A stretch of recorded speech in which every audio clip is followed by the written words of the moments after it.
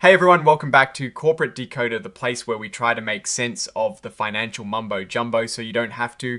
And boy, do we have a doozy for you today. This report we are diving into today is from Jupiter Neurosciences Inc. And it talks about some changes to a pretty important agreement they have. Basically, this is a regular update for investors about significant events. Think of it like a company hitting a milestone or having an important meeting and having to tell everyone about it. So, JUNS, as its stock ticker is known, has made some tweaks to their financial arrangements. Now, a quick note here, it looks like JUNS is what they call an emerging growth company. This means they're a newer, smaller company that gets to follow some slightly different rules compared to the really big, established players. It is kind of like getting a beginner's pass. The main news here is about a material definitive agreement. In plain English, this means they've made a significant change to a really important contract. This relates to something called a Standby Equity Purchase Agreement, or SEPA, and a related registration rights agreement. They originally made this deal with a company called Yarthaki N Ltd, or Yorkville, back in October of 2025. Back then, Yorkville agreed to give JUNS up to $6 million. This money was given in two parts, and JUNS issued what are called convertible promissory notes in return.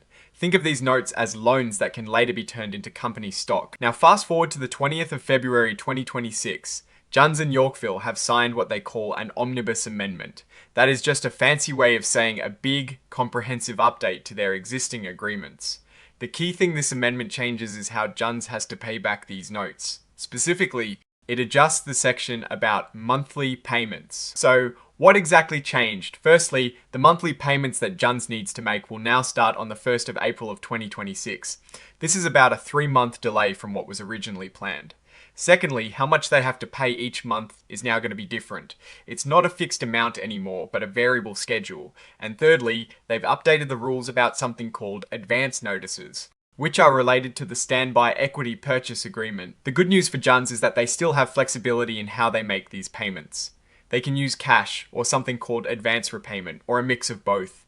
This gives them some breathing room. Now, this report doesn't include big financial tables with profit and loss numbers in the body of the report itself, but it does list a bunch of important documents that are attached. We see references to the original convertible promissory notes, and importantly, the amended and restated version. And then we have the actual omnibus amendment that was signed on the 20th of February 2026, which is the subject of this filing. We also have the original Standby Equity Purchase Agreement from October 2024, and an amendment to that from November 2025. So, what is the story here? JUNS is getting a bit of a break on their debt payments. They needed to push back the start date for their monthly installments by about 3 months and get a more flexible payment calculation. This suggests that the company might be facing some cash flow challenges or wants to preserve capital as it continues to develop its business.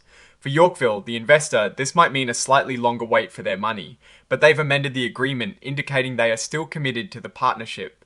Looking at this purely from Warren Buffett's perspective, you'd want to understand why JUNS needs this extension. Is it a temporary speed bump as they launch a new product, or are they struggling to generate revenue? The fact that they still have the option to pay with cash or advance repayment means they do have some financial flexibility. But a variable payment schedule can also mean unpredictability for the company and the investor. We don't have the hard numbers on their revenue or profits in this specific filing, but this amendment clearly signals a need for more time and flexible terms on their debt. It is a sign of potential stress, but also of proactive management trying to navigate those challenges. Now, looking at these results more broadly, JUNS appears to be navigating a period where it needs to manage its financial obligations carefully.